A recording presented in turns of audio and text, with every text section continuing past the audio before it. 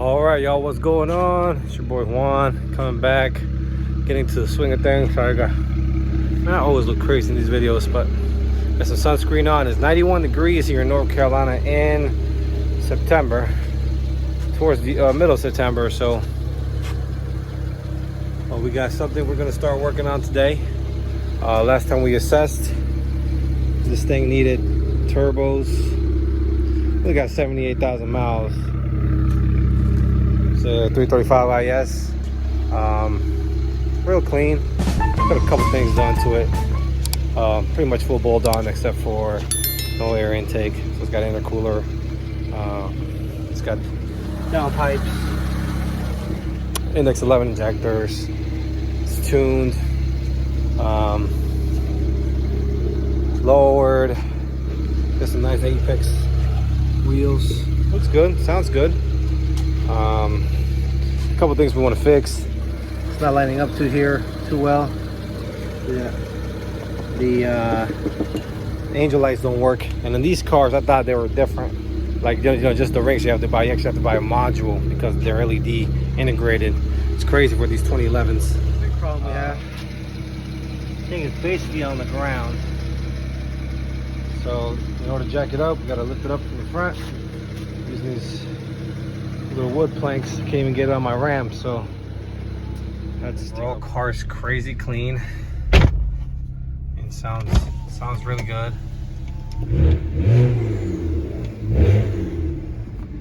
So we're just gonna do some maintenance in, put an oil catch can. Have a ton of mods I want to do.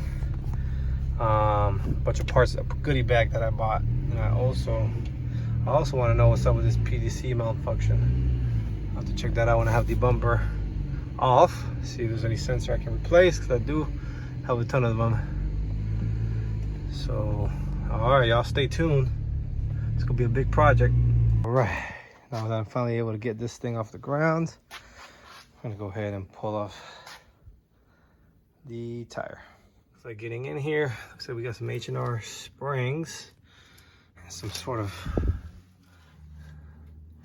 I wonder if these are the OEM shocks. There's like Blistin. So they look like OEMs. They don't look like adjustable coilovers at all. So look nice, no leakage. Car does ride pretty good, so it would just be a little bit too low. But we're gonna work on that a little bit too. Let's check out everything else. Looks nice, clean. No significant leaks from suspension. That's the way it should look. So now let's go ahead and peel off this bumper. All right, y'all. Got the splash shield off. Our target part is that. So I think in order to get that, we're actually gonna have to dig a little deeper, aka take off this bumper, which I will also take advantage and line it up straight. Also, I want to redo some of this carbon fiber, aka sand it, recoat it. Looks like it's got a nice whooping on the bottom, but it is very nice. So yeah, it's hit it, y'all. It's been a while since I've done this. I know this looks a little terrifying, but it's actually one of the easier headlights to get out. We have to unplug that as the harness. We should be able to pull this bad boy out and do everything we need to it. All right, y'all. While pulling off this module, I figured out there was some water spots, water damage. Very likely the reason my angel lights don't work. Not too sure. We're gonna clean that up, put it back on, and just see. And that'll be something we'll have to order. We'll pull out some of these other modules and check out everything inside them too. There's actually a ton of them on this one headlight, which is, I mean, it's incredible to see. There's like 7 modules on this one headlight. It's freaking insane. So these two are the ones for the angel light, which I have right here.